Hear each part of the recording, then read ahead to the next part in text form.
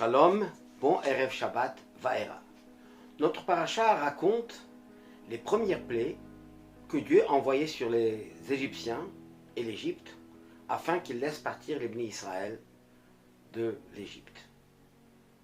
C'est à la fin de la 10e plaie, après qu'ils sont sortis définitivement. Disent nos sages dans la Haggadah, Bechol dor vador, chayav adam lirot et atzmo kilu yatsa yom mitzrayim. Chaque génération. Et dans le Tanya, il rajoute chaque jour, l'homme doit se considérer sortir et doit sortir quotidiennement de l'Égypte. Qu'est-ce que ça veut dire sortir quotidiennement de l'Égypte? Tous les jours. Comment peut-on sortir tous les jours de l'Égypte? Disent nos sages, si on regarde bien, on approfondit dans le sens des plaies égyptiennes, on va comprendre le sens de la sortie. Dans la Haggadah, on ramène une discussion entre Rabbi Eliezer et Rabbi Akiva. Rabbi Eliezer dit que chaque makkah, chaque plaie égyptienne était de 4 makot. 4 plaies, 4 coups. Et Rabbi Akiva dit de 5. Chacune était multipliée par 5. Qu'est-ce que ça veut dire? Une makkah multipliée par 5. Quel sens? Expliquent nos maîtres qu'en fait, la plaie a imprégné la matière. Or, la matière, elle est composée de 4 éléments. Nous avons le Yisod Ha'afar, l'élément de terre, poussière, l'élément de l'eau dessus, celui de l'air et celui du feu. Et chaque partie de la création de la nature est composée de ces 4 éléments. Et la plaie a imprégné, rentré, elle a transformé, elle a touché jusqu'au fond de la matière, tout à ces 4 plans.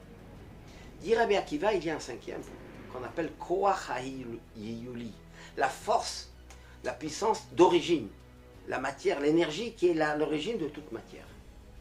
Et celle-là aussi, elle était touchée par la force divine qui a frappé les Égyptiens. Pour nous, pour sortir d'Égypte, on doit faire de sorte que de la même manière, la parole divine et la volonté divine imprègnent notre être. Et nous avons aussi 4 niveaux, 4 plans. Nous avons celui de l'action, du maasé, de l'action concrète, faire la Torah et les mitzvot que Dieu nous demande. Nous avons un niveau supérieur qui est celui des émotions, les facultés émotionnelles, les sentiments qu'on doit avoir pour Akadosh Baruch Hu, qui se traduit par l'amour et la crainte de Dieu. Nous avons le niveau supérieur de l'intellect, la compréhension, la connaissance, l'étude, la partie intellectuelle de notre être. Et nous avons le 4e niveau qu'on appelle le Koach HaMesirut Nefesh, la force qui fait le don de soi pour se donner afin que tous les 4 parties qu'on a citées avant soient entièrement dévouées à la chaîne. Vient Rabbi Akiva et nous dit, ça ne suffit pas.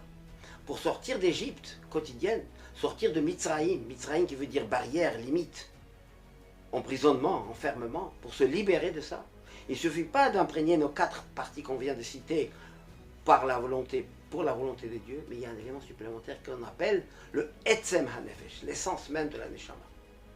Et l'essence, le fond même de moi, de l'être de l'homme, doit être entièrement dévoué et donné à la volonté divine. Ce qui veut dire concrètement qu'il ne faut pas se contenter seulement de servir Dieu par l'action, par la pensée, par la parole, par des éléments limités, mais il faut que notre être entier, jusqu'à ce que nos profonds de notre âme, soit selon et la volonté de Dieu, qui est celle de notre libération réelle. Car la vraie liberté, c'est quand on se libère de toutes les contraintes et de toutes les barrières matérielles. Que cette action que nous devons mener, et c'est quotidien, c'est tous les jours, fasse que très prochainement, non seulement qu'on va se libérer nous-mêmes de nos limites, de nos barrières, mais de la libération totale et entière, avec la venue du Mashiach, qui va nous sortir, nous, de notre enfermement matériel, enfermement spirituel encore plus, puisqu'il y aura la révélation divine, mais qui ceci jaillira sur l'humanité tout entière, comme dit le texte, verra au kol basar, qui fait Hachem d'Iber. Toute chair verra la parole de Dieu par notre chair matérielle, qui nous apportera le bien-être, le bonheur, la santé et le shalom. Shabbat shalom au Mevorach.